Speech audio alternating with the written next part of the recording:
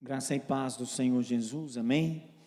Vamos dar início na nossa escola bíblica dominical. Graças a Deus, o Senhor tem preparado para nós mais este momento em sua presença, em sua casa, para juntos estarmos meditando na santa e gloriosa palavra do Senhor, amém? Vamos orar. Senhor nosso Deus, Pai divino, Deus querido, Deus santo, nós queremos te agradecer por mais este momento, Senhor, que para nós sempre é prazeroso estarmos reunidos em Tua casa, em Tua presença, para juntos estarmos, Senhor, meditando na Tua santa e gloriosa palavra, aprendendo aos Teus pés, Senhor, nos edificando, Senhor, nos fortalecendo, nos alimentando, Senhor, pela Tua palavra, Deus. Te agradecemos por todas as bênçãos que o Senhor tem concedido a nós. Te agradecemos por uma tão grande salvação. Esta bênção é a maior que recebemos das Tuas mãos, Senhor. Uma dádiva, um presente, uma riqueza imensa.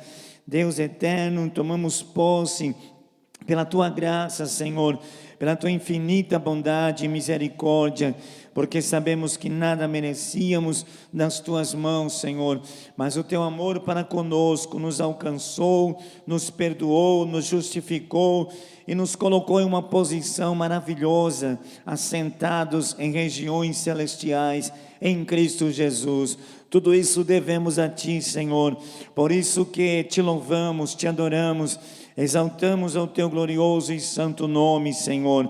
És digno de receber o nosso louvor, a nossa adoração. Senhor, vem estar conosco nesta manhã, Senhor. Vem conceder-nos Tua graça, Tua bênção. Dá-nos a unção e a inspiração do alto, Senhor, sobre nossas vidas. Inspira-nos nesta noite, Senhor. Dá-nos a Tua unção, que esses momentos que aqui nós vamos passar, Senhor, possam ser momentos proveitosos, deleitosos, Senhor, de estarmos, ó Deus, nos aprofundando na Tua palavra, Senhor, nos enriquecendo dela, Deus. Pai eterno, dá-nos, pois, a Tua unção, a inspiração do Teu Espírito Santo, Senhor. Teus filhos que aqui estão presentes, abençoa. Aqueles que ouvirão, acompanharão pelas redes sociais, concede a Tua graça e a Tua bênção. Sê, pois, conosco, bondoso Deus, em o nome de Jesus, oramos e agradecemos. Amém, Jesus. Na sequência, irmãos, das lições do nosso terceiro trimestre, estamos estudando sobre o plano de Deus para Israel em meio à infidelidade da nação. Hoje vamos estudar a lição de número 4. Lição de número 4. Elias e os profetas de Aserá e Baal. O textuário da nossa lição, primeiro livro de Reis, capítulo 18, versículo 38. Então caiu o fogo do Senhor e consumiu o holocausto e a lenha e as pedras e o pó, e ainda lambeu a água que estava no rego. 1 Reis, capítulo 18, versículo 38. A verdade prática da nossa lição: o Senhor sustenta com sua forte mão todos os que estão dispostos a proclamar a verdade de que Ele é o único Deus digno de adoração. Aí a verdade que se coloca em prática na vida.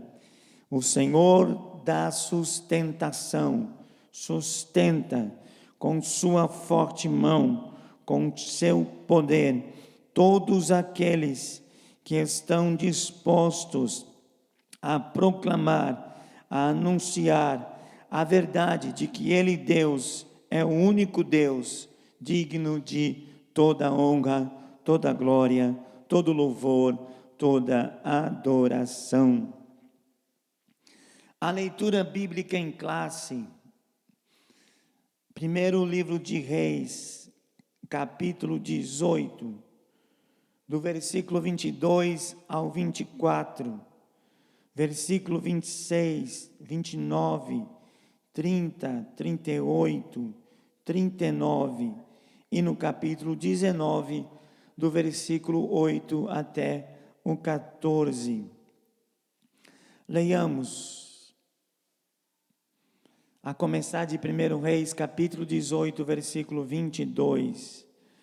Então disse Elias ao povo: só eu fiquei por profeta do Senhor, e os profetas de Baal são 450 homens.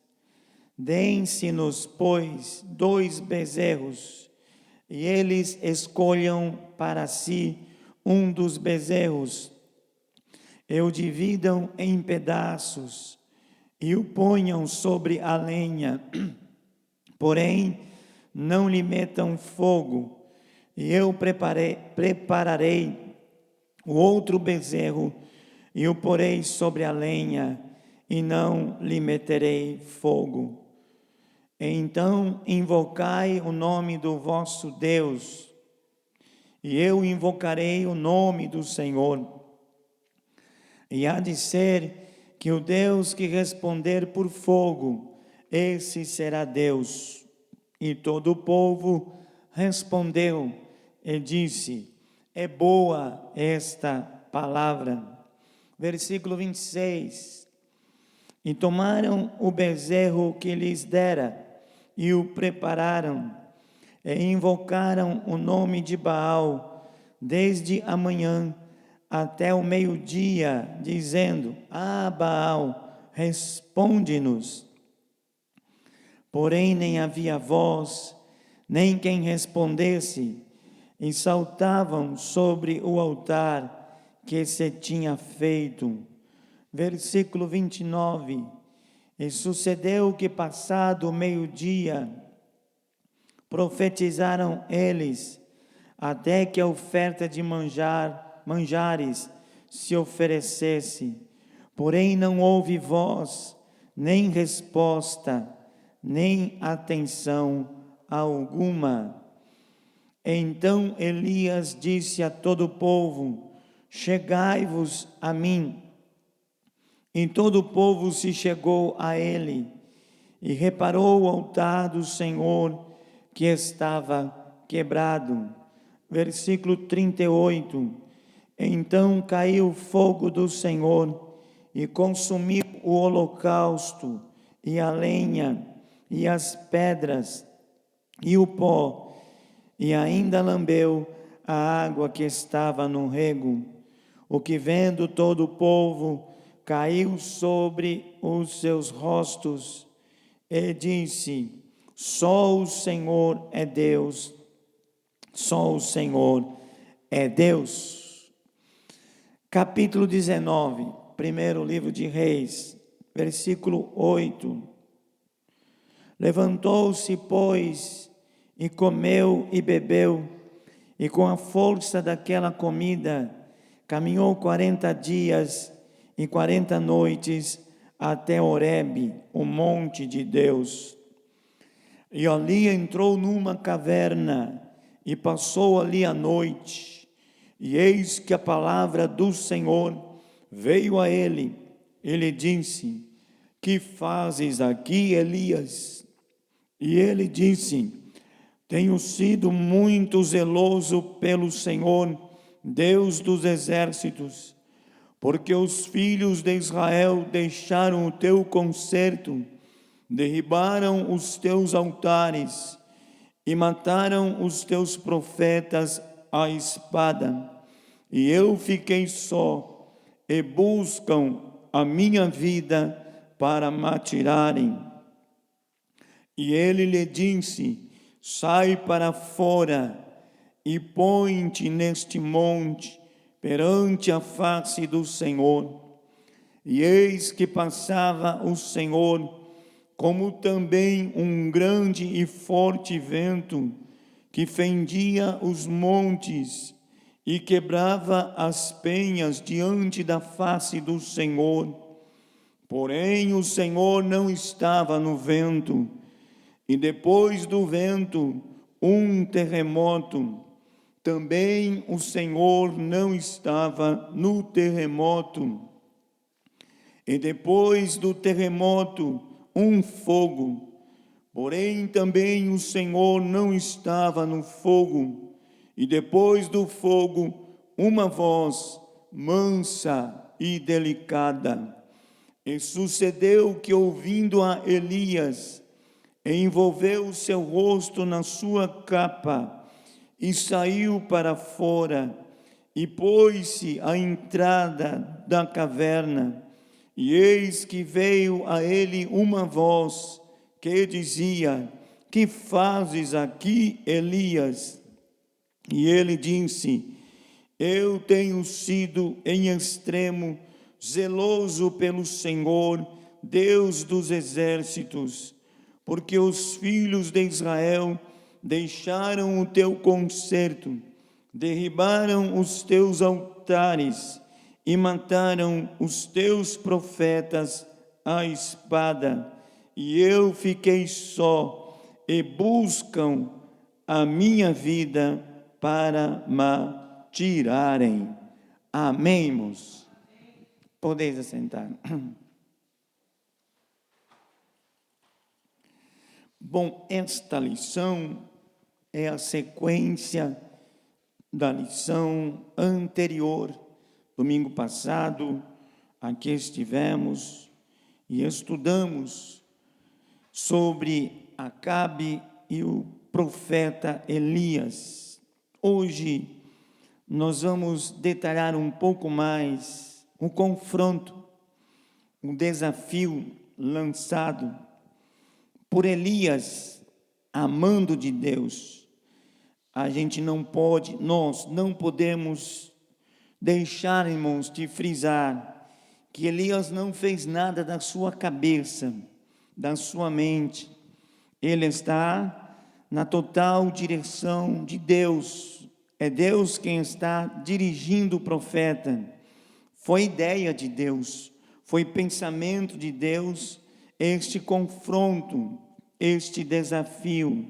Elias é apenas um instrumento que Deus vai usar e usou naquele dia para mostrar mais uma vez, porque não é a primeira vez que Deus faz isso, para mostrar mais uma vez aquele povo rebelde, desobediente, idólatra, que há um único Deus, um Deus verdadeiro, o Deus que se assenta sobre um alto e sublime trono, o Deus que os tirara da terra do Egito com mão forte, com mão poderosa, o Deus que durante 40 anos havia sustentado o povo de Israel em pleno deserto, não lhe faltou nada.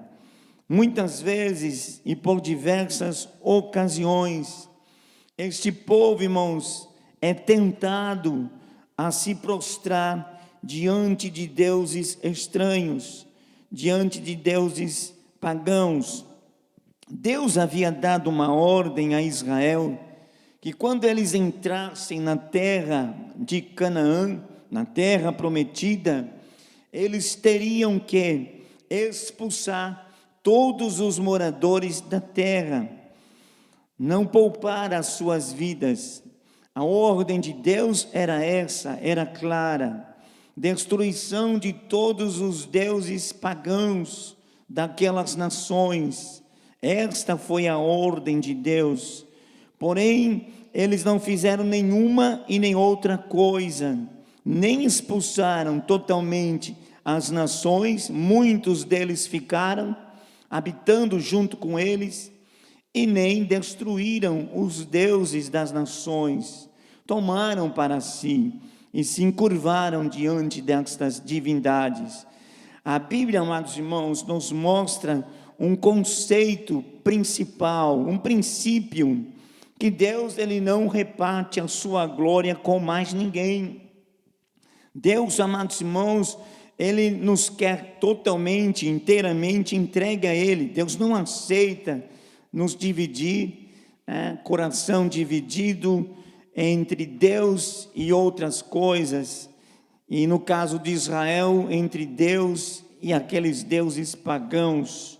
Então esse foi, irmãos, o maior pecado de Israel durante toda a sua existência, até o cativeiro.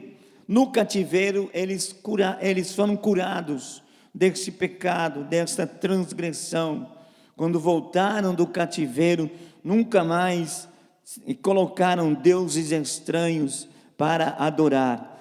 Mas, irmãos, nesses dias, nos dias de Elias, como nós vimos na semana passada, o culto a Baal estava, irmãos, se alastrando de uma forma muito grande em Israel. Foi, irmãos, talvez das divindades pagãs, um Deus que teve maior aceitação por parte do povo. E o culto a Baal estava se alastrando de uma forma grande, por isso que Deus, Ele reage, Ele levanta este profeta, o profeta Elias, um homem de Deus, um homem comprometido com Deus, um homem que amava a Deus. Deus conhece o coração de cada um, né, irmãos? E o coração de Elias era um coração totalmente voltado para o Senhor. Até no nome, Elias proclamava que Jeová era o seu Deus. O Senhor é o meu Deus. O significado do nome Elias aparece no capítulo 17 do primeiro livro de Reis, como nós vimos na lição anterior. Se apresenta então diante de Acabe e sentencia uma seca que viria e que durou cerca de 3 anos e 6 meses. Por que esta seca? Qual a finalidade desta seca? Desmoralizar Baal. Os adeptos de Baal, os seguidores de Baal, acreditavam que Baal fosse o controlador da chuva. Era considerado o Deus da fertilidade, o Deus que controlava a chuva. E como Israel, irmãos, era uma nação agrícola, dependia do campo para a sua subsistência, sobrevivência, né? Vimos então que este Deus pagão foi plenamente aceito pelo povo, e os adeptos do povo, os seguidores de Baal, criam sim que Baal controlava a chuva. Então Deus, Ele vai, irmãos, justamente reagir nesta parte, nesta tese. Ora, se Baal é o controlador da chuva, então não haverá chuva. O desmoralizar Baal, mostrar que realmente é um falso Deus, apenas e tão somente uma imagem de escultura que tem olhos, mas não vê, tem boca, mas não fala, tem ouvidos, mas não ouve. E Deus, amados irmãos, está dirigindo Elias a fazer este desafio no Monte Carmelo. O Monte Carmelo era, irmãos, o centro da adoração a Baal. O desafio seria então feito no território do inimigo. Era ali que concentravam-se os altares a Baal, o culto a Baal. E esse desafio então foi proposto por Elias. Cada um dos seguidores, Elias por Deus e os profetas de Baal para o Baal, ofereceriam um bezerro, colocariam um sacrifício, um bezerro, e o Deus que respondesse com fogo era ou seria considerado o Deus verdadeiro. Tá? Então está aí o desafio. Então este profeta, irmãos, o profeta Elias, é um dos mais relevantes personagens da Bíblia. Importantíssimo a sua ação, o seu ministério. Ele aparece no Novo Testamento, quando Jesus, diante dos seus discípulos, se transfigura no Monte da Transfiguração. Aparecem ali Moisés representando a lei, Elias como representante dos profetas. Então vejam como Elias foi importante, tá? Tantos profetas importantes houveram em Israel: Ezequiel, Daniel, Isaías, mas o escolhido por Deus para representar os profetas naquele dia foi Elias. Então temos o Moisés representando a lei, Elias representando os profetas, e ali temos Jesus representando a graça. Tá? Então ele aparece ali no Monte da Transfiguração, conversando com Jesus. Este destacado profeta, isso também, irmãos, esta aparição de Moisés e Elias no Monte da Transfiguração, irmãos, serve para nós como prova de que ressuscitaremos dentre os mortos. Moisés e Elias aparecem vivos, falando com Jesus. Este evento também serve para a igreja, serve para nós acreditarmos sem duvidar na existência da ressurreição, na existência da vida eterna. Viveremos eternamente na presença do Senhor. Então aparece ali Moisés, Elias conversando com Jesus. Então este destacado profeta, ele é sem dúvida um modelo de servo perseverante e fiel para todos nós. Tá? Ao estudarmos, irmãos, a vida deste profeta, as suas ações, as suas atitudes, a sua fidelidade para com o Senhor, com certeza é um modelo para nós de um servo perseverante. Em meio, amados irmãos, à idolatria reinante em seus dias, em meio a um culto pagão que está se desenvolvendo e crescendo de forma assustadora, Elias permanece fiel ao seu Deus. Amém? Isto serve para mim e para você, em meio a um mundo caótico, perdido, em meio a uma geração perversa e adúltera. Nós temos aí um desafio de permanecermos fiéis ao Senhor, perseverarmos na palavra do Senhor, perseverarmos na esperança de que breve, muito breve, Jesus voltará para nos levar para o seu reino e para a sua glória. Então, modelo de perseverança, de fidelidade para todos nós. Quantas vezes nós somos tentados a trair Jesus, quantas vezes nós somos tentados pelo vil Satanás, com seus laços, com suas armadilhas, com os prazeres que ele oferece, os deleites da carne deste mundo. Quantas vezes somos tentados, mas precisamos perseverar na obediência e na fidelidade ao Deus que nos chamou, ao Deus que nos tirou de um charco, de um lodo, de um lamaçal do pecado e nos colocou na sua presença. Então Elias é o modelo de servo perseverante e fiel para todo cristão. Nesta lição, nós vamos ver, primeiro tópico, como Elias desafiou corajosamente a idolatria em Israel. Este é o primeiro tópico. Segundo tópico, como Elias era um homem de oração, orava de um modo simples, mas cheio de fé, de confiança. Este é o segundo tópico. E fechando a lição de hoje, o terceiro tópico, como, apesar de tudo que fez, expôs a sua humanidade ao cair em desânimo, né? Expôs o que? A fragilidade humana. Somos débeis, somos frágeis. Forte é o Deus que nos sustenta, forte é o Deus que nos mantém de pé. Amém? Então vamos para o primeiro tópico da nossa lição. O desafio no Monte Carmelo.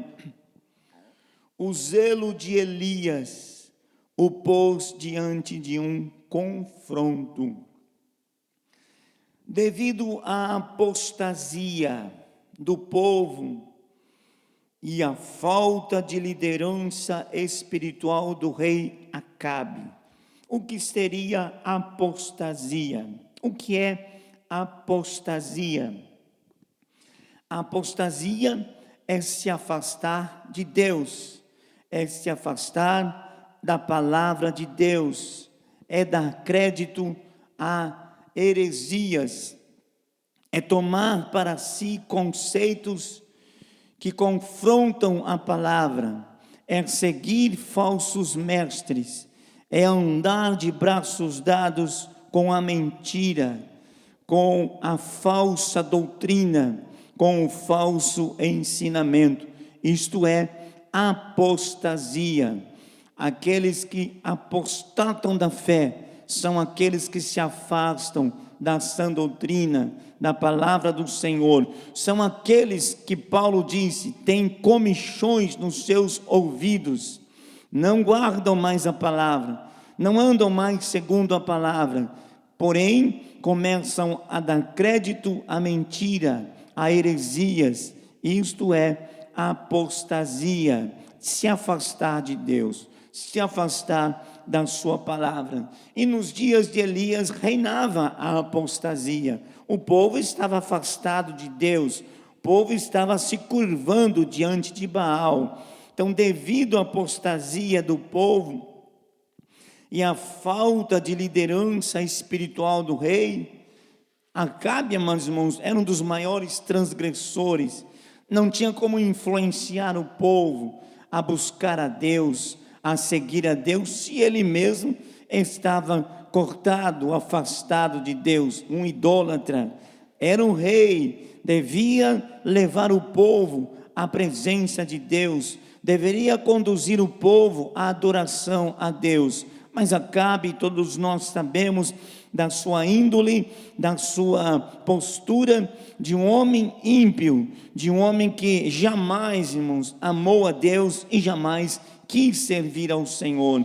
Então, isto, irmãos, abriu um espaço para o crescimento do culto a Baal. Se Acabe fosse um rei temente a Deus, um rei que tivesse, irmãos, um pouco da fidelidade de Elias, da comunhão com Deus que Elias tinha, com certeza ele brecaria, frearia, né, o crescimento de Baal, expulsaria Baal do território de Israel. Mas ele foi o primeiro a se curvar, o primeiro a ceder, trazendo uma mulher ímpia, cuja maior contribuição negativa, né, foi introduzir este culto a Baal em Israel. Então, amados, devido a esta falta de uma liderança espiritual do rei Acabe e de outros que lhe antecederam, Elias, como alguém que conhece muito bem o Deus que serve, viu-se na condição de lançar um grande desafio diante de todos. Com certeza, irmãos, o coração de Elias se amargurava, se angustiava. Era um homem temente a Deus, era um homem fiel a Deus, e ao vermos o povo se curvando diante de Baal, com certeza o seu coração se angustiava, a sua alma afligia-se em ver a idolatria reinante no reino do norte, no reino onde Acabe reinava. Então, inspirado por Deus, creio eu, não da sua cabeça, não da sua mente, mas inspirado e direcionado por Deus, era um homem de Deus, propôs este grande desafio. E o desafio seria, irmãos, cada um oferecer um bezerro em sacrifício e fazer uma oração ao Deus que servia. Os profetas de Baal estariam rezando para Baal e Elias estaria orando ao Senhor. O Deus que ouvisse a oração e respondesse a oração por meio do fogo, seria então considerado o Deus verdadeiro, o Deus que deveriam adorar, que o povo deveria adorar. Então, esse foi o desafio proposto por Elias. Onde se deu? No Monte Carmelo. Monte Carmelo era um centro da adoração a Baal. Ele manda então chamar os profetas de Baal. E é interessante, irmãos, que quando é Deus que está no comando das coisas, até o diabo obedece. Até o diabo obedece a Deus, irmãos. Acabe era um ímpio, um rei pecaminoso, mas Elias mandou ele convocar Israel. Convoque Israel, todo o povo, e convoque os profetas de Baal no Monte Carmelo, porque nós vamos fazer um desafio, um duelo, para ver quem realmente é o Deus verdadeiro. E Acabe obedeceu a Elias. Convoca todos os profetas de Baal, convoca todo o povo estava ali reunido para ver este duelo, este desafio. E então o profeta, irmãos, consegue fazer com que Acabe lhe obedeça, e Acabe então leva todos os profetas de Baal ao Monte Carmelo, e ali então começa o desafio. Antes de nós entrarmos realmente no desafio, nós vamos ver, amados irmãos, que Elias, ele fez uma pergunta interessante ao povo de Israel. Está no capítulo 18, no versículo 21.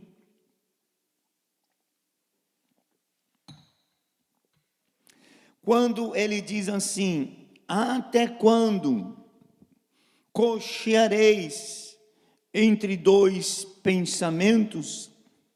Se o Senhor é Deus, seguiu, e se Baal, seguiu. Porém o povo lhe não respondeu nada. Esta pergunta é interessante. Até quando cocheareis entre dois pensamentos?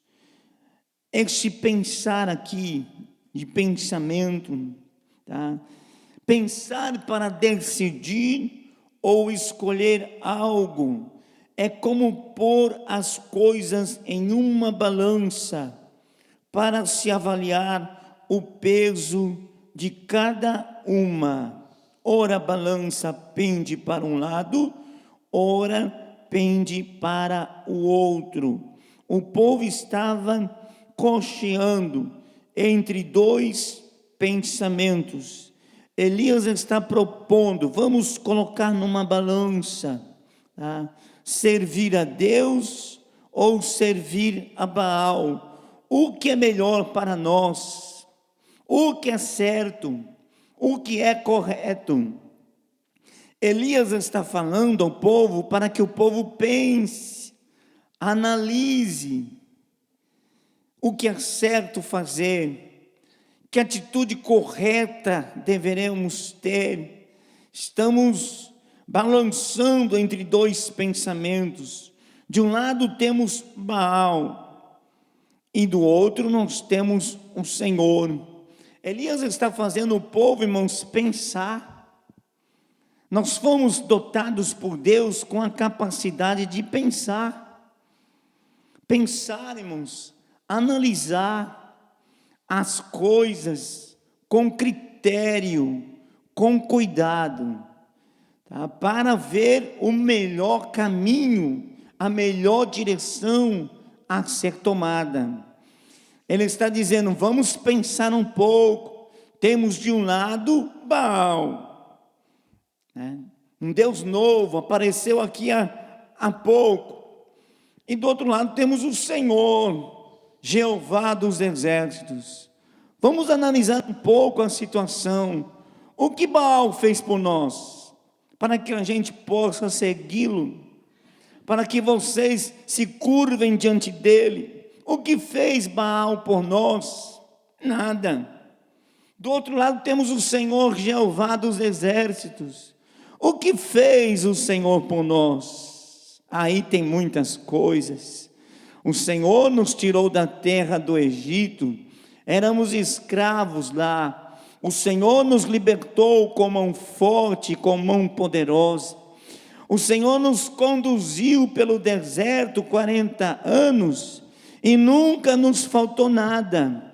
O Senhor deu maná do céu e nós comemos durante 40 anos o pão que descia do céu. O Senhor enviou carne quando tivemos desejo de comer. O Senhor arrancou em 2 ocasiões água de rocha, quando estávamos sedentos no deserto. O Senhor, em certa ocasião, transformou Mara, águas amargas, em água potável para bebermos. Então, se nós pararmos para pensar, analisar, Deus fez muito por nós. Louvado seja o nome santo do Senhor. Irmãos, todo aquele que está em dúvida, todo aquele que está, irmãos, vacilante, cocheando entre 2 pensamentos, servir a Deus ou não, servir a Deus ou ao mundo, deve fazer isso, esta análise. O que Deus fez por mim? Que obras Deus já realizou na minha vida? O que esse mundo me deu, irmãos? O que esse mundo dá para nós? Só tragédia, só tristeza, só sofrimento. Mas e o que o Senhor fez por nós?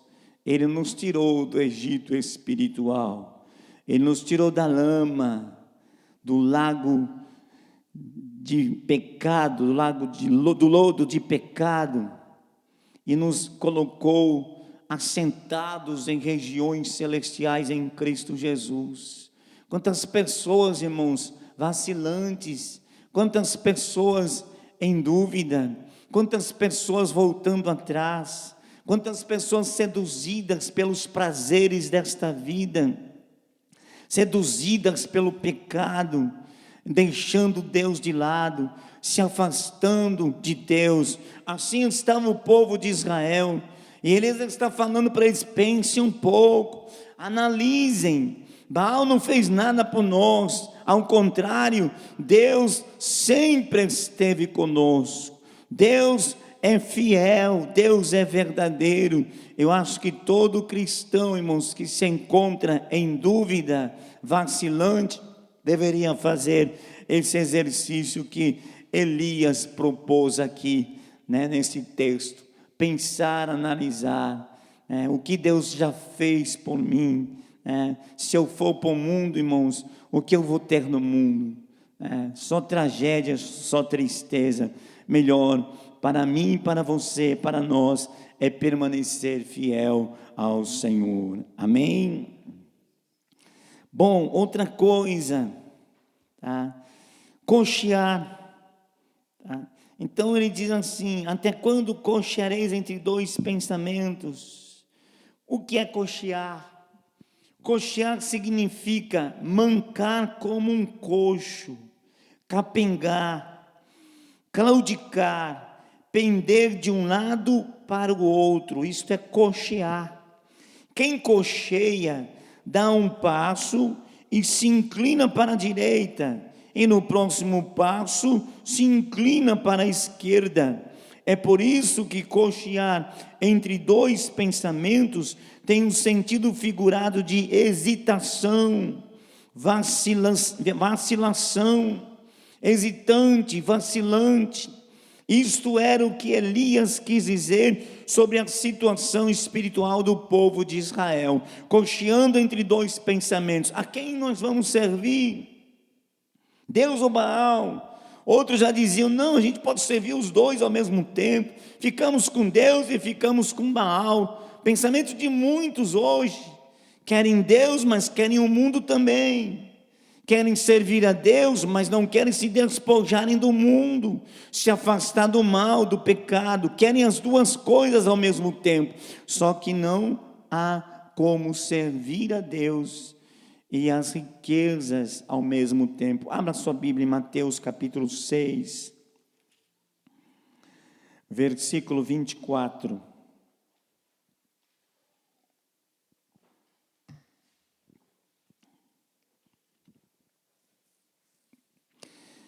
O que diz Jesus neste versículo? Ninguém pode servir a dois senhores, porque ou há de odiar um e amar o outro, ou se dedicará a um e desprezará o outro. Não podeis servir a Deus e a Mamon, Deus das riquezas. Então não há, irmãos, como agradar os dois ao mesmo tempo. Se nós quisermos agradar o mundo, estaremos desagradando a Deus. Do contrário, se quisermos agradar a Deus, estaremos desagradando o mundo. Qual é a nossa escolha?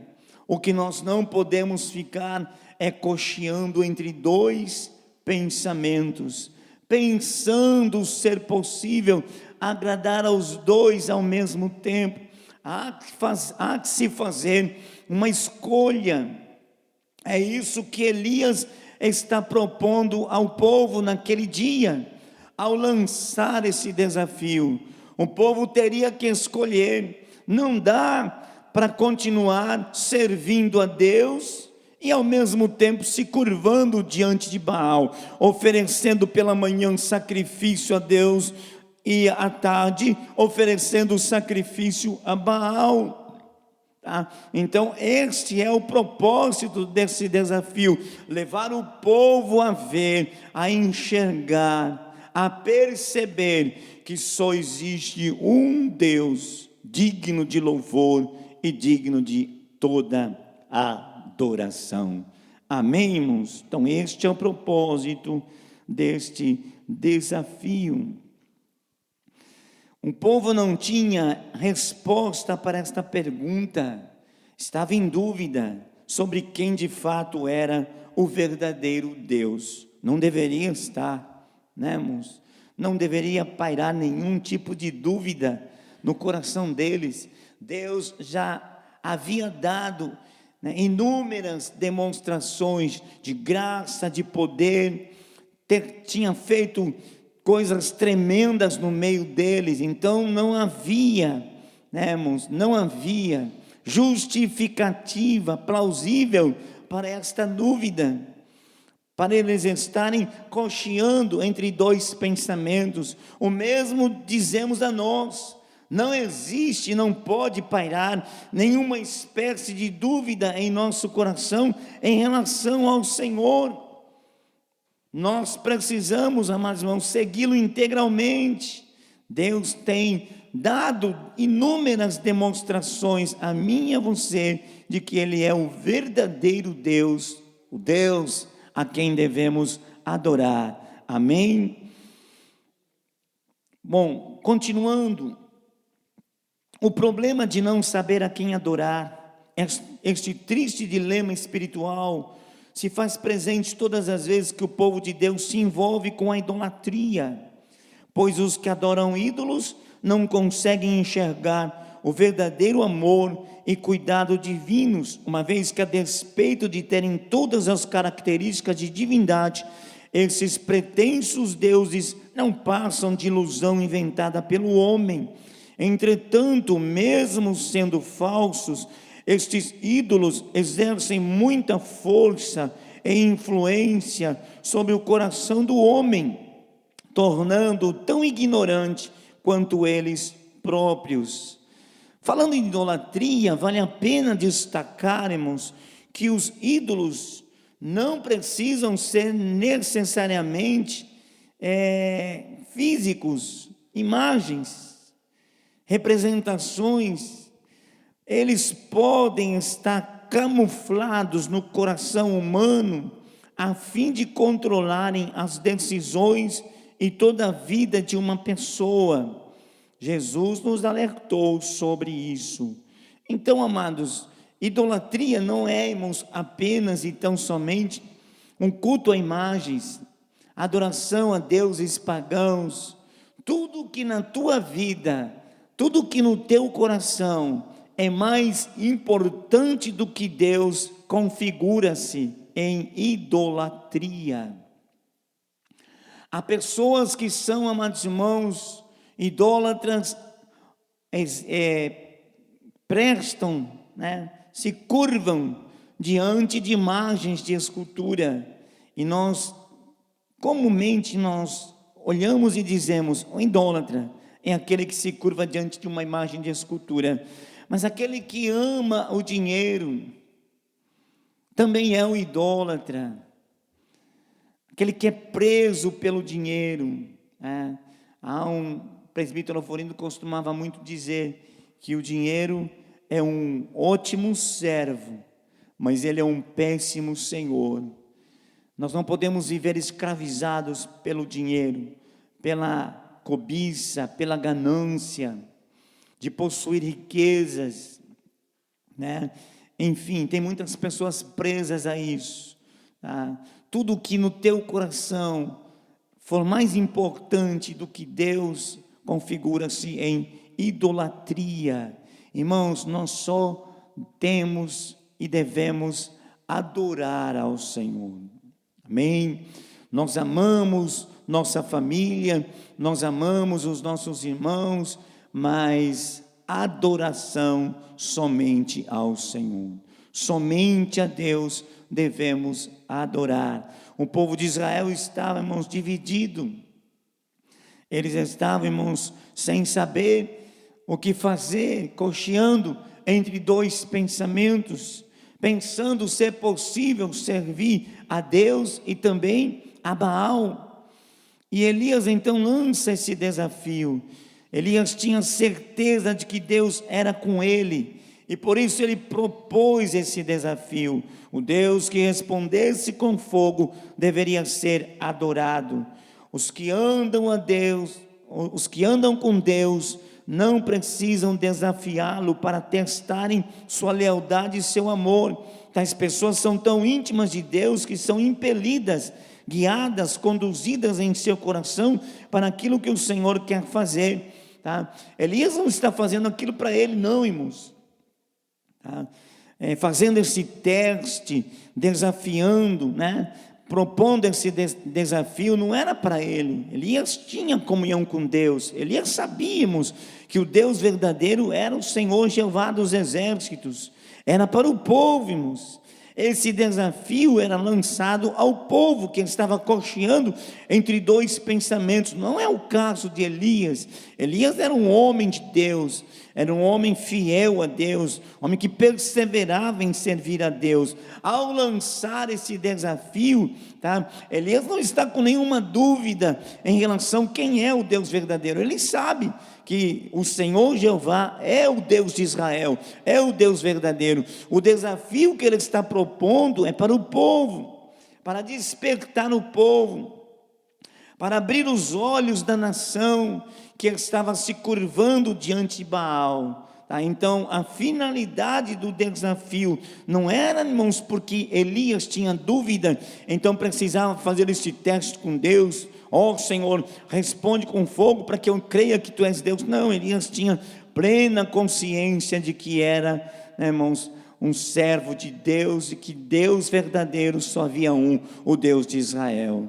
Mas ele vê uma nação dividida, um povo idólatra, um povo se afastando de Deus, Um povo, amados irmãos, se distanciando do seu Criador. Então Elias, com a intenção de despertar o povo, de abrir os seus olhos para que eles enxergassem que realmente Deus era o Deus verdadeiro, então ele propôs este desafio. Então não foi a vontade de Elias lançar o desafio, mas o próprio Deus, para mais uma vez mostrar ao povo de Israel que ele era, sempre foi e sempre será o único Deus verdadeiro a quem deveria servir. Amém? Que não pare, irmãos, em nós nenhum tipo de dúvida acerca do Senhor, acerca do Deus que nós servimos. Ele realmente é o Senhor, Criador dos céus e da terra. Ele fez, irmãos, e propôs a eterna redenção da raça humana. Ele enviou Jesus Cristo a esse mundo para morrer na cruz do Calvário, para trazer a si um povo seu especial, zeloso de boas obras. Ele está conosco em todos os dias da nossa vida. As suas promessas são fiéis e são verdadeiras. Não deve pairar em nós nenhum tipo de dúvida acerca das promessas do Senhor. Jesus virá buscar a sua igreja. Nós seremos arrebatados ao céu de glória. Nós herdaremos um corpo glorioso, semelhante ao corpo dos anjos que estão nos céus, e nós vamos viver eternamente, irmãos. Isto não pode termos nenhuma dúvida no teu coração acerca da ressurreição, acerca do céu, acerca da vida eterna. São promessas gloriosas feitas pelo Senhor. Ele é fiel e verdadeiro e vai cumprir todas estas promessas em nossas vidas. Então, assim como Israel não tinha nenhuma justificativa para se afastar de Deus e para viver nesta dúvida em servir a Deus ou Baal, da mesma forma eu e você não temos, irmãos, nenhuma justificativa se viermos a duvidar do Senhor. Amém? Então vamos permanecer firmes ao Senhor, porque Ele vai cumprir todas as promessas feitas a nós. Amém? Bom, este foi o primeiro tópico da nossa lição, o desafio no Monte Carmelo. Na lição passada eu detalhei um pouco sobre isto, né, irmãos? Não vou repetir, né, o desafio. Os irmãos conhecem a história, né, bastante lida, bastante pregada, a forma como Elias se conduziu naquele dia, como representante de Deus diante dos profetas de Baal. Vamos para o segundo tópico. A oração feita por Elias naquele dia, tá?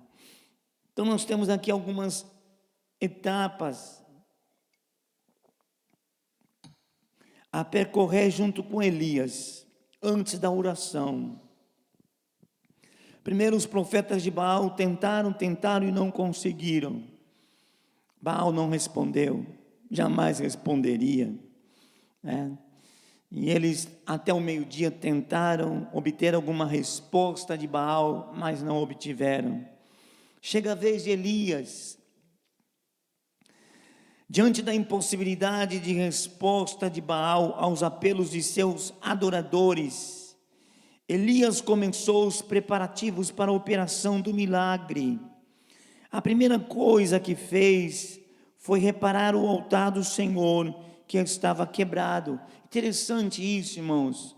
Apesar de ser um lugar, irmãos, onde os adeptos de Baal estavam usando para adoração a Baal, havia ali ainda um altar do Senhor. Interessante isso. Nós estamos em um contexto de reino dividido. Jerusalém ficou lá no reino do sul. No reino do norte impera a idolatria. O primeiro rei do reino do norte, Jeroboão, coloca 2 bezerros, um no norte, outro no sul, e diz abertamente ao povo: esses são os deuses que tiraram vocês da terra do Egito. Não precisa ir lá em Jerusalém para adorar a Deus, adorem aqui mesmo, diante desses bezerros. Então o reino do norte está cheio de idolatria, permeado de idolatria. Mas Elias observa que ainda havia ali um altar do Senhor. Sim, ele estava quebrado. Sim, ele precisava ser reparado. Com certeza foi abandonado. Com certeza foi deixado de lado, esquecido, porque agora Israel está adorando Baal. Mas a gente não pode deixar de perceber, ainda havia ali um altar ao Senhor. Elias não vai construir um outro altar, ele vai usar aquele altar. Mas antes de usar aquele altar, ele percebe que o altar está quebrado, está trincado. Ele precisa primeiro reparar aquele altar. Isso dá uma lição para nós, irmãos. Antes de clamarmos por fogo, precisamos reparar as fendas, as brechas, as rupturas do nosso altar. Altar aqui é vida, sinônimo de vida. Se quisermos que o fogo desça sobre nós, se quisermos ser cheios do Espírito Santo, primeiro temos que atentar para a nossa vida, para a nossa conduta, para as nossas ações, para as nossas atitudes. Será que o nosso altar está intacto? Será que o nosso altar, irmãos, está inviolado, ou seja, está perfeito? Elias teve esta preocupação. Se fosse um homem relaxado, colocaria o bezerro em cima daquele altar mesmo quebrado. Mas Elias tinha, irmãos, uma seriedade imensa no que diz respeito às coisas de Deus. Levava as coisas de Deus a sério, levava o seu relacionamento com Deus a sério. E isso nós devemos também fazer, levar o nosso relacionamento com Deus a sério. Precisamos que o nosso altar permaneça, irmãos, inteiro, intacto. E altar aqui é vida com Deus, é testemunho, é caráter, é novo nascimento, é transformação. Então Elias, irmãos, se fosse um crente relaxado, colocaria a sua oferta em cima do altar, trincado, quebrado. Mas ele é, irmãos, alguém que leva a sério o seu relacionamento com Deus. Irmãos, nós precisamos levar muito a sério o nosso relacionamento com Deus. De nada adianta eu colocar em cima do altar, irmãos, quebrado, trincado, fendido, minha oferta de louvor a Deus. Ele não vai aceitar, ele não vai receber. Ele vai fazer como fez com Caim, rejeitou a oferta de Caim. E Elias sabedor disso, irmãos. Elias sabia que o Deus que ele servia era um Deus zeloso. Quantas vezes Deus repete isto ao longo do Antigo Testamento? Porque eu, o Senhor, vosso Deus, sou um Deus zeloso. Nós precisamos levar Deus a sério, irmãos. Com Deus não se brinca. A Bíblia diz que Deus não se deixa escarnecer. Levemos Deus a sério, tá? Antes de orarmos, antes de ofertarmos a Deus nosso louvor, a nossa adoração, vamos nos preocupar com o nosso altar, vamos nos preocupar com a nossa vida, com a nossa comunhão com o Senhor, com a nossa fidelidade ao Senhor. Vamos olhar para dentro da nossa vida, para perceber se não tem altares erguidos dentro do nosso coração a deuses estranhos. Se o nosso coração é 100% comprometido com Deus, se estamos realmente comprometidos inteiramente com o Senhor, para então oferecer a Deus alguma coisa. Elias então repara o altar. Agora o altar está pronto, preparadinho, pronto para receber a oferta. Ele mata o bezerro, parte em partes, corta em partes o bezerro, coloca a lenha, coloca o bezerro em cima. Manda, amados irmãos, encher de água o bezerro, encher de água o altar. Manda construir um rego ao redor do altar, uma vala, e manda encher de água. Tá? Então, quando tudo está pronto, quando tudo está preparado, quando o sacrifício está ali, irmãos, sobre a lenha, tá? Não é Elias que vai acender o fogo vai vir de Deus. O altar totalmente encharcado, o rego em volta cheio. Elias então ora ao Senhor, ora diante de todo o povo. Olha que responsabilidade, irmãos. Precisava ter uma confiança imensa em Deus, uma confiança de que Deus responderia à sua oração, de que o fogo cairia, desceria, porque do contrário seria uma vergonha, um constrangimento. Imagina se Elias ora e não acontece nada. Então Elias, irmãos, ele está ali cheio de fé, cheio de confiança. Ele tem a plena certeza de que quando orar, o fogo vai descer. Deus vai enviar o fogo e vai acender o altar, vai queimar o sacrifício. Tá? Às vezes fico pensando, irmãos, nessa situação, tá? Uma fé inabalável em Deus. E a Bíblia mostra, irmãos, que nós precisamos crer, ter fé no Senhor. Sem fé, diz a Bíblia, é impossível agradá-lo.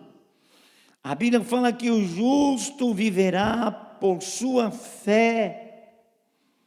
A Bíblia diz que todo aquele que de Deus se aproxima precisa, primeiro, crer que Ele existe, ter fé na existência de Deus. Segundo, que Ele é galardoador de todos aqueles que o buscam. Então se aproxime dEle com fé, fé para crer que Ele vai ouvir a tua oração, que Ele vai ouvir o teu clamor, que você não está clamando a um Deus mudo e surdo, mas um Deus que ouve e um Deus que fala, um Deus que tem todo o poder em suas mãos. É de se admirar, irmãos, nesse episódio, a fé de Elias. Louvado seja o nome santo do Senhor, a forma como ele se coloca diante de Deus, na sua oração simples, curta, mas cheia de fé. A fé, irmãos, é que faz Deus se levantar do seu trono e agir em teu favor. É a fé que você tem em Deus que faz o milagre acontecer na tua vida. É a fé em Deus que faz com que o fogo desça sobre nossas vidas, que a resposta de Deus às nossas orações cheguem, venham, tá? Então Elias abre a sua boca, levanta os seus olhos aos céus, levanta as suas mãos em direção a Deus e faz a sua oração, uma oração simples e curta, né? Interessante, a oração de Elias contrastava com as súplicas dos profetas de Baal, que ficaram a manhã inteira clamando. As palavras de Elias foram curtas e simples. Com sua oração, Elias queria mostrar que para Deus responder não são necessárias cerimônias especiais, sacrifícios e mutilações. Às vezes a gente quer chamar a atenção de Deus com mudança, com inovação, né, com tanta coisa, irmãos. Quer chamar a atenção de Deus com estas coisas. Você chama a atenção de Deus quando você tem fé, quando você crê. Aí você chama a atenção de Deus. Tá? Não precisou de uma cerimônia especial, não precisou de inovações, não precisou inventar nada, só orar, só clamar. Os profetas de Baal se retalhavam, se mutilavam, pulavam em cima do altar, mas não obtiveram nenhuma resposta. A atitude de Elias foi uma atitude simples, apenas e tão somente levanta os seus olhos aos céus e faz uma oração. E na sua oração ele diz: para que este povo conheça que tu, Senhor, és Deus, e que tu fizeste tornar o seu coração para trás. Interessante observarmos aqui, amados irmãos, que Elias não diz assim: Senhor, manda fogo do céu para que eu veja, para que eu creia que tu és o Deus de Israel. Não, para que este povo incrédulo, idólatra, creia que tu és o Deus de Israel. Interessante, Jesus diante do túmulo de Lázaro fez uma oração semelhante. Ele diz: Pai, eu sei que sempre me ouves, não estou orando por mim, eu estou dizendo estas coisas por eles, para que eles creiam que realmente tu me enviaste. Então ele faz uma oração semelhante. Estou pedindo fogo, Senhor, não é porque eu estou duvidando de ti, não é porque eu tenho dúvida acerca da tua presença na minha vida, é por causa deles, é para eles, para que eles percebam o caminho errado que estão caminhando, para que eles percebam que estão se distanciando do Deus único e verdadeiro, o Deus que pode livrá-los, protegê-los, guardá-los. O que é Baal? O que pode fazer Baal por este povo? Só que eles estão cegos, Senhor. Eles precisam ver uma manifestação sobrenatural tua, para que eles creiam, para que as dúvidas desapareçam, para que eles percebam o que eu já sei há muito tempo: tu és o único Deus, o Deus verdadeiro. Amém, irmãos? Oração simples, mas verdadeira, sincera e com fé. E aí a Bíblia diz, amados irmãos, que na oração feita por Elias, Deus responde imediatamente: desceu fogo do céu. Coisa linda, coisa maravilhosa, é o sobrenatural de Deus, irmãos. Nós ficamos encantados, admirados, perplexos, quando Deus se manifesta em nosso meio, quando Deus começa a agir em nossas vidas, quando percebemos o sobrenatural de Deus, uma área que só Deus atua. O sobrenatural pertence a Deus, o milagre pertence a Deus. Não é o homem que faz milagre, é Deus quem realiza. O sobrenatural pertence ao Senhor. E é maravilhoso, irmãos, quando nós contemplamos o sobrenatural de Deus na nossa vida, o agir de Deus em nossas vidas. Fico imaginando, irmãos, que coisa gloriosa naquele dia aquele povo viu o fogo de Deus descendo dos céus, queimando aquele bezerro, o sacrifício que estava ali, a lenha, lambeu a água que estava ao redor, naquelas valetas que Elias fez. E quando o povo viu isso, irmãos, começaram a gritar e a clamar: só o Senhor é Deus, só o Senhor é Deus. Louvado seja o nome santo do Senhor. Queridos, este episódio, irmãos, serve para nós. Não temos nenhum tipo de dúvida em relação ao Deus que nós servimos, ao seu poder, à sua grandeza, à sua majestade, à sua refulgente glória, a sua proteção em nossas vidas, o seu cuidado, o seu amor para conosco. Mas já vi pessoas, crentes, servos de Deus, se queixando pelos cantos, dizendo: Deus me esqueceu, Deus não ouve a minha oração, tenho clamado, tenho suplicado, mas parece que Deus não ouve a minha oração. Não, irmãos, jamais diga palavras semelhantes a esta. Espere no Senhor, confia no Senhor. Deus, irmãos, sempre esteve e sempre vai estar no controle de todas as coisas, no controle da tua vida. Tenha fé, irmãos, tenha fé em Deus, acredite no seu agir, acredite no seu operar. Em nenhum momento caia, irmãos, no caminho da murmuração, da reclamação. O Deus que responde à oração de Elias é o mesmo Deus que você serve, Ele não mudou, Ele é o mesmo. Nós não servimos outro Deus não, irmãos, que não o Deus da Bíblia. É o Deus da Bíblia que nós servimos, é o Deus da Bíblia que nós adoramos, não é outro não, é o Deus da Bíblia.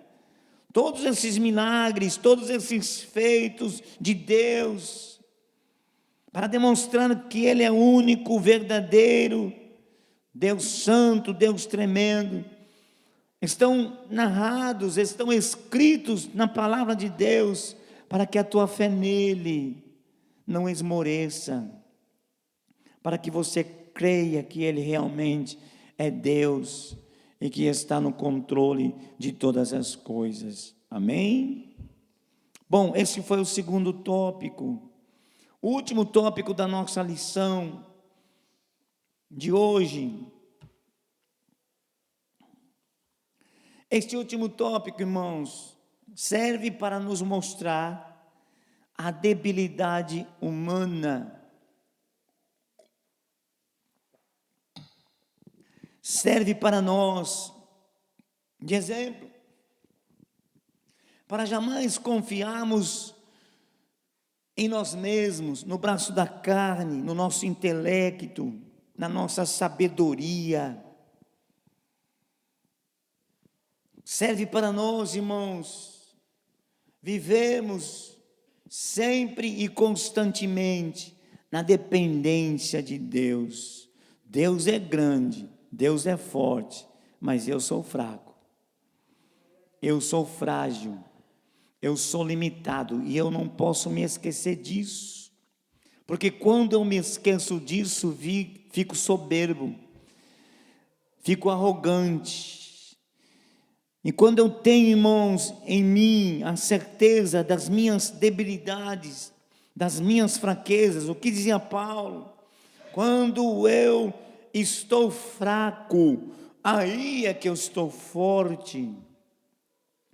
Quando eu vejo as minhas fraquezas, as minhas limitações, as minhas debilidades, que eu estou sujeito a fracassar, a falhar, quando eu percebo isso, irmãos, eu vou aos pés do Senhor, eu vou entregar a minha vida na mão daquele que tudo pode, daquele que tem o poder para me sustentar, para me manter de pé na sua presença. Aí eu fico forte, porque quanto mais eu busco a Ele, mais eu me fortaleço, mais eu fico forte.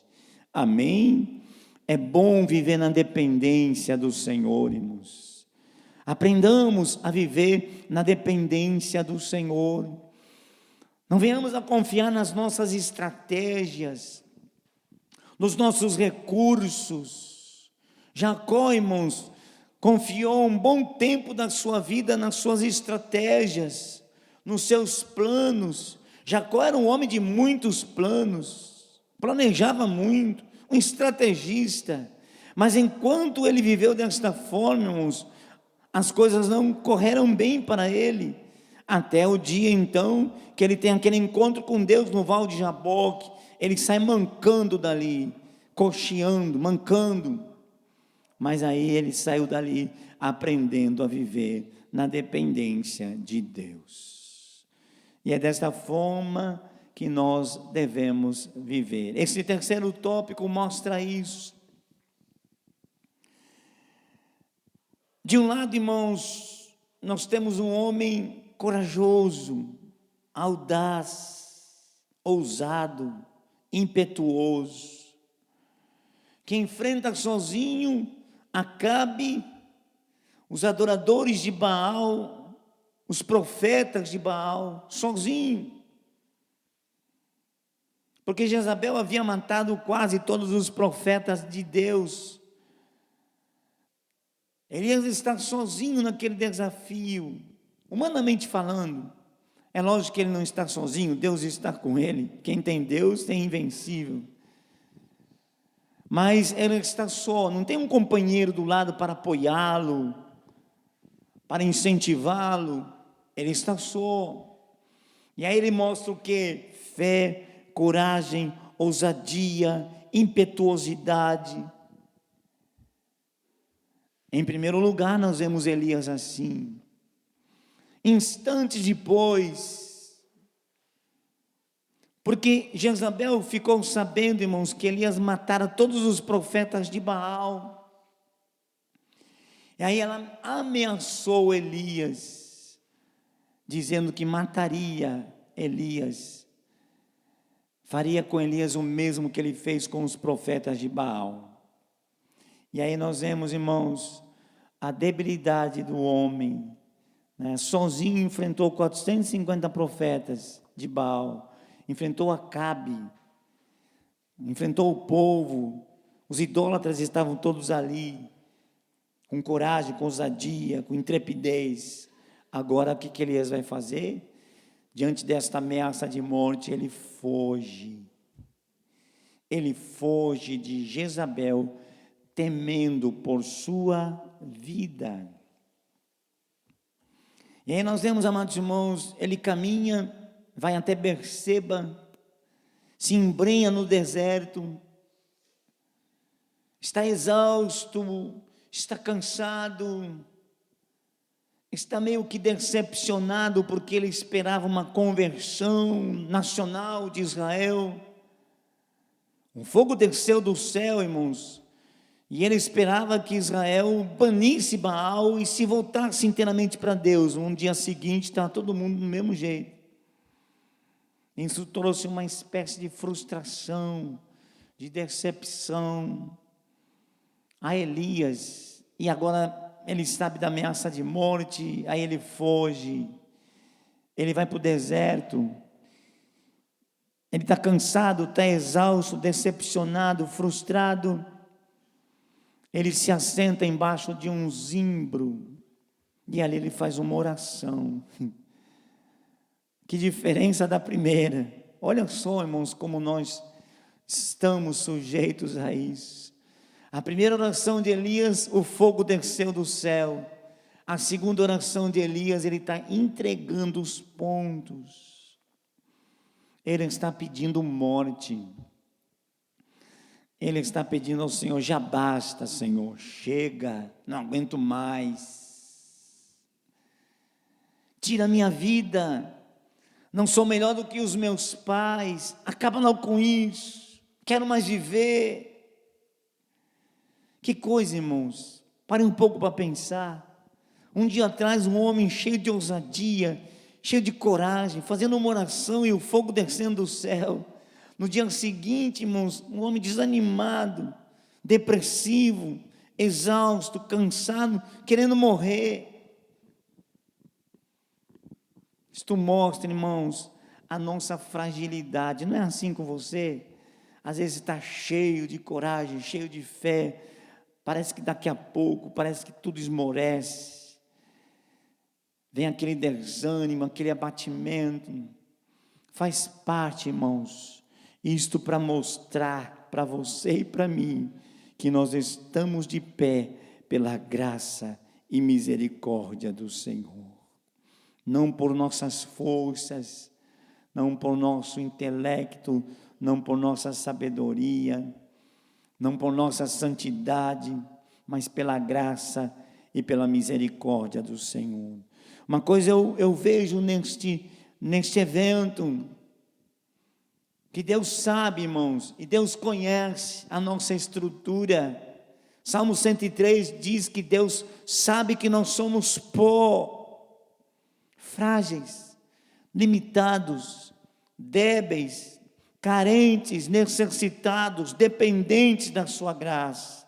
E quando Deus vê um dos seus no estado que viu Elias, coisa interessante, irmãos, Deus não veio questionar Elias. Deus não veio brigar com Elias. Deus não veio, irmãos, dizer para Elias: oh rapaz, que negócio é esse? Ontem eu fiz descer fogo do céu e hoje você está nesse estado. Porque Deus sabe, conhece as nossas fraquezas, irmãos. E Deus trata conosco quando nos vê nesta situação, quando nos vê caídos, quando nos vê fragilizados. Deus vem tratar conosco. E Deus veio tratar com Elias. Mostra o cuidado que Deus tem para conosco. Mostra o amor que Deus tem para conosco. Irmãos, ninguém que anda com Deus é abandonado por Ele. Ninguém que é fiel a Deus é abandonado por Ele. Ninguém, irmãos, que teme ao Senhor e que obedece ao Senhor é desprezado por Ele. Não, irmãos, recebe um tratamento especial, um cuidado especial. Nós estamos recebendo um cuidado especial de Deus, irmãos. Deus está cuidando de nós todos os dias. Você não percebe? Muitas vezes nós não percebemos. Muitas vezes Deus trabalha num silêncio e a gente acha que Deus se esqueceu de nós. Mas Deus constantemente está trabalhando em nosso favor. Deus constantemente está agindo em nosso favor, porque se Deus para um minuto de cuidar de nós, irmãos, tão perdido, o diabo nos ataca e acaba conosco. Então 24 horas por dia, Deus vela por tua vida, Deus cuida de você, Deus tem um cuidado especial, irmãos, por cada um de nós. É bom que a gente entenda isso, é bom que a gente receba isso, que a gente creia nisso. Deus viu lá o seu profeta, irmãos, no dia anterior cheio de ousadia, cheio de fé, cheio de coragem. Está lá um homem derrotado, sentindo um fracasso, sentindo um desgosto, com seu coração desmaiado. E Deus vem ter com Elias. E olha o cuidado que Deus tem. Não vejo nenhuma palavra de censura, não vejo nenhuma palavra de repreensão. Eu vejo cuidado, eu vejo o amor de Deus. Ele está lá dormindo, irmãos. Deus deixa ele dormir por um tempo. Está cansado, está exausto. A caminhada foi longa. Ele está lá dormindo. Deus permite que ele durma um pouco. E de repente, então, desce um anjo dos céus. E o anjo traz, irmãos, comida para Elias. Porque é assim, querido, quando você está sem força, quando você está enfraquecido, você precisa de comida. Eu não estou falando de comida física, eu estou falando de comida espiritual. Eu estou falando numa área espiritual. Quando estamos sentindo enfraquecidos, debilitados, frágeis, precisamos comer, precisamos nos alimentar. E qual é o nosso alimento? A palavra de Deus, a palavra do Senhor. Duas coisas o anjo trouxe para Elias: trouxe um pão e trouxe água. O pão é símbolo da palavra. Jesus disse: eu sou o pão da vida. Quem se alimentar de mim nunca terá fome. Eu sou o pão vivo que desceu do céu. A palavra, porque João 1 diz que Jesus era o verbo, a palavra. Jesus é a palavra é Jesus. Então Jesus é o pão que vai alimentar a tua alma e o teu espírito. Está ali o pão. Tem a água, símbolo do Espírito Santo. É o Espírito que te fortalece, é o Espírito que te revigora, é o agir do Espírito Santo de Deus na nossa vida que nos faz fortes.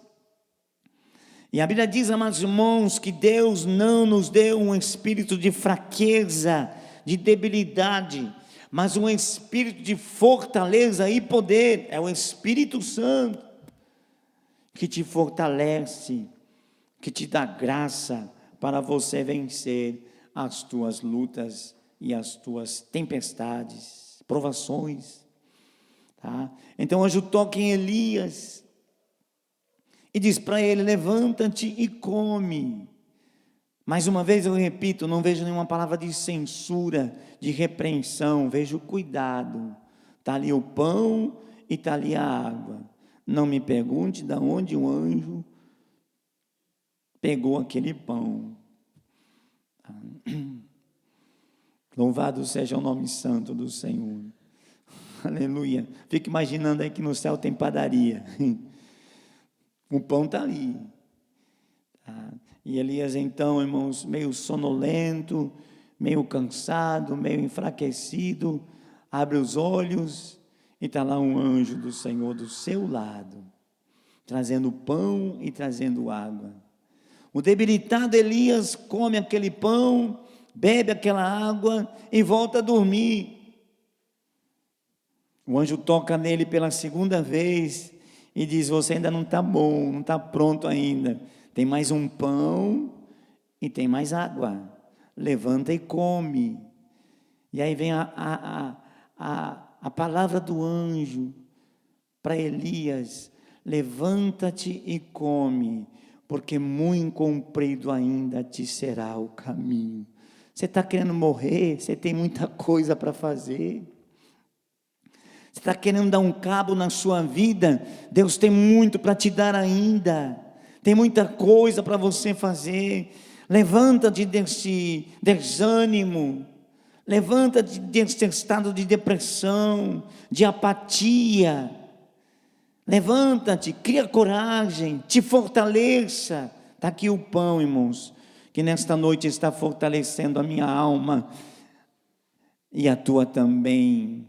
E neste dia está fortalecendo a tua alma e a minha também. Este pão é a palavra do Senhor, é a palavra que fortalece.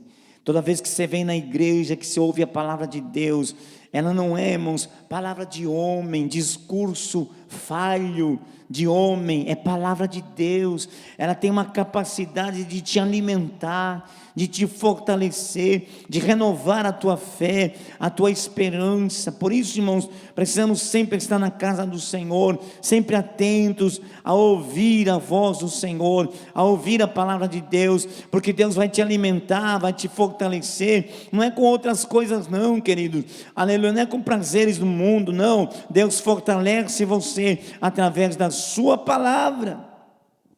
É a palavra de Deus que põe você de pé. Por isso o Senhor diz: nem só de pão viverá o homem, mas de toda palavra que procede da boca do Senhor. Levanta, Elias, come, porque muito comprido te será ainda o caminho. Elias queria dar um final da sua vida, e Deus tinha tanta coisa para ele fazermos. Ele ainda ia ungir 2 reis, um de Israel e outro da Síria. Levanta-te, Elias, põe-te de pé, muito comprido ainda será o caminho. Você ainda vai ungir 2 reis, vai ungir Jeú como substituto de Acabe, e Jeú vai ser o instrumento que eu vou usar para justiçar a família de Acabe. Você vai ungir Azael, rei da Síria, e você vai ungir um profeta Eliseu, que será o teu substituto. Tem muita coisa para você fazer ainda, Elias. Amém, irmãos? Quem coloca um ponto final na nossa vida é o Senhor. Enquanto isso não acontece, temos que ter disposição e ânimo para fazer a sua obra e o seu trabalho. Elias se levanta, irmãos, ele se põe de pé, e a Bíblia diz, para nós finalizarmos esta lição de hoje, que com a força daquela comida, ele caminhou, olha só, irmãos, 40 dias e 40 noites até o monte de Deus. Com a força, que comida forte, que comida, irmãos, que comida forte, é a palavra do Senhor. Elias se pôs de pé, não havia comido um pãozinho qualquer não, irmãos, ele havia comido o pão de Deus, que o fortaleceu, trouxe vida, trouxe ânimo. Elias começou a caminhar, e caminhou 40 dias e 40 noites com a força daquela comida. É o resultado, irmãos, da palavra de Deus na vida de alguém, na vida de um homem, na vida de uma mulher. Quantas vezes estamos, irmãos, abatidos, quantas vezes estamos desanimados, e ouvimos a palavra do Senhor, e a palavra nos anima, a palavra nos põe de pé, a palavra nos dá vigor, porque é palavra de Deus. Amém? Então veja, irmãos, assim, a Bíblia Sagrada, ela não mostra apenas os acertos dos homens de Deus, ela também mostra os seus erros, os seus defeitos. Ela não ocultou, por exemplo, o pecado de Davi, está relatado na Bíblia. Ela não ocultou, irmãos, este momento de fragilidade de Elias, porque a Bíblia, irmãos, ela é pedagógica, ela ensina.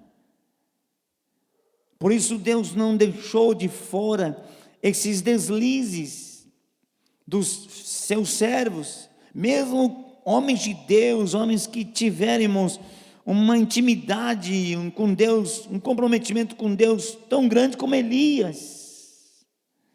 Deus poderia deixar esse fato de lado, né? Ocultar esta fraqueza de Elias, mas Deus mostrou, Deus relatou, para que sirva de exemplo para mim e para você, de que nós somos frágeis, somos débeis, nós carecemos da graça e da bondade e da misericórdia do Senhor. Para que a gente nunca se esqueça disso, irmãos, de viver prostrado aos pés do Senhor, clamando, suplicando o seu favor, suplicando sua força, seu poder, nos alimentando com a sua santa e gloriosa palavra. Estamos sempre aos pés do Senhor, sabedores das nossas limitações, das nossas fraquezas e das nossas debilidades, porque em Deus nós somos fortes, em Jesus somos mais do que vencedores. Quando estamos nele e ele está em nós, temos dele a capacitação para vencermos as lutas, as tempestades da nossa vida. Amém? Então, a conclusão da nossa lição: a vida de Elias é um grande exemplo para todo crente que fielmente serve ao Senhor. É um exemplo.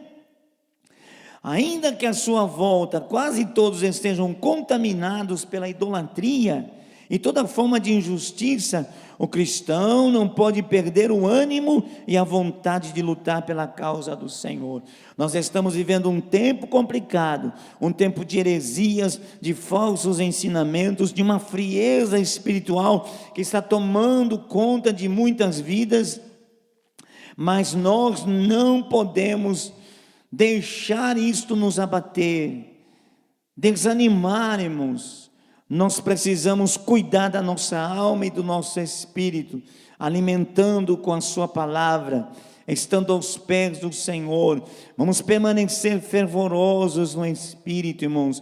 Não vamos perder o ânimo, não vamos perder a vontade de lutar pela causa do Senhor. Vamos permanecer fiéis ao Senhor. Jesus disse: aquele que perseverar até o fim será salvo. E ele, se perseverar até o fim, não será em tempos gloriosos, em tempos maravilhosos, não, em tempos de angústia, em tempos de dor, em tempos de aflição, em tempos de idolatria, em tempos de heresia. É esse o quadro, irmãos, que está diante de nós. um quadro tétrico, um quadro horrível. E em meio, irmãos, a isto está a igreja do Senhor. A verdadeira igreja do Senhor, ela, irmãos, não perde a esperança de ver a face do seu Deus.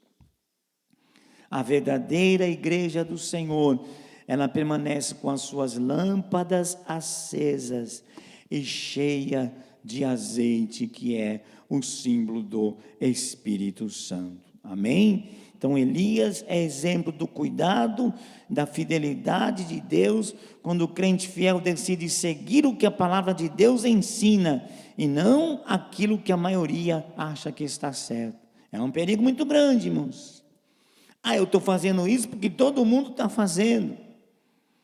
Eu estou agindo desta forma porque todo mundo está fazendo. Imagina se Deus vai deixar todo mundo de fora. Não se fie nisso, queridos. Não se fie nisso. Permaneça na palavra. Ainda que todos estejam se afastando, se desviando da palavra, você permaneça na palavra. Permaneça na palavra. Porque, irmãos, se olharmos para dentro das Escrituras Sagradas, nós vamos chegar aqui a uma conclusão.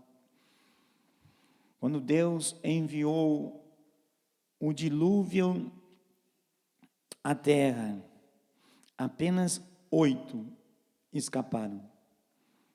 Noé, seus 3 filhos e as 3 noras, esposa dos seus filhos. 8 pessoas escaparam.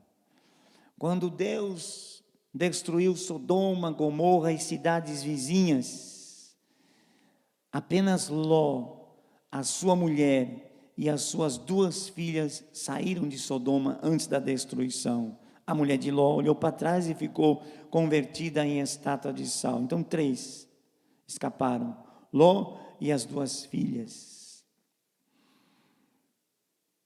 Jesus disse em certa ocasião: muitos são chamados, poucos são os escolhidos. Em outro texto, Jesus disse: muitos me dirão naquele dia: Senhor, Senhor, em teu nome profetizamos, em teu nome curamos, expulsamos demônios, falamos línguas estranhas, fizemos maravilhas em teu nome. E Jesus lhes dirá abertamente: quem sois vós? Quem são vocês?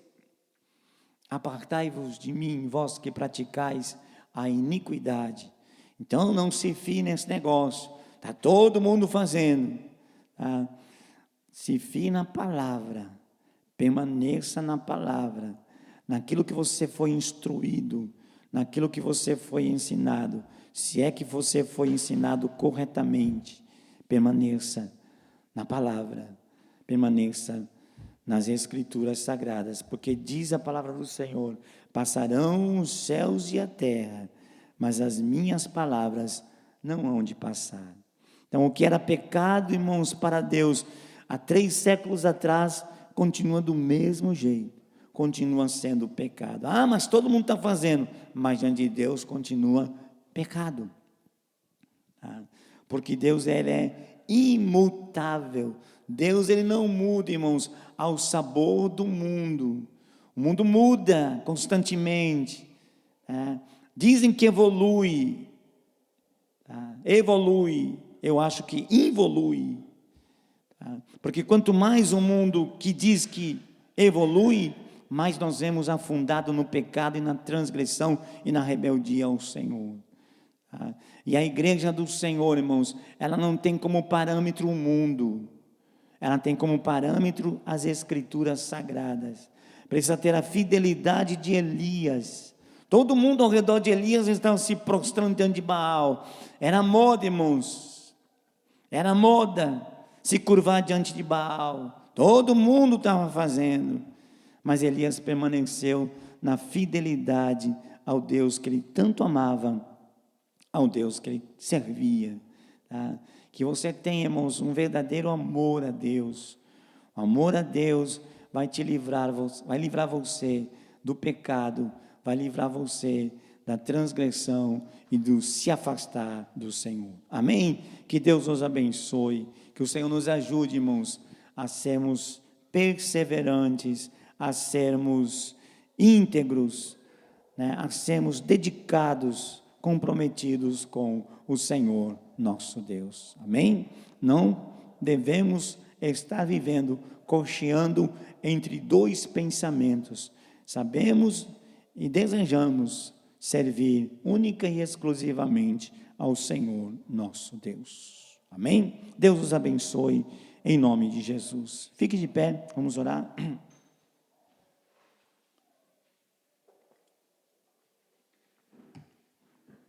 Ó Deus santo, Deus bondoso, Criador dos céus e da terra, e de tudo que neles há, quero te agradecer por esses momentos que passamos aqui, Senhor, em tua casa, em tua presença, a meditar na tua santa e gloriosa palavra.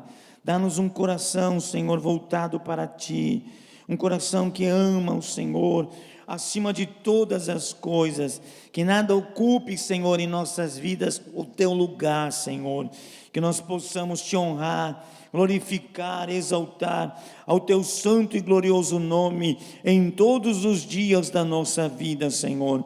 Dá-nos esta graça. Sabemos das nossas limitações, das nossas debilidades, confiamos em ti, Senhor. Sabemos que o Senhor é conosco e é o Senhor que nos mantém de pé na sua presença gloriosa.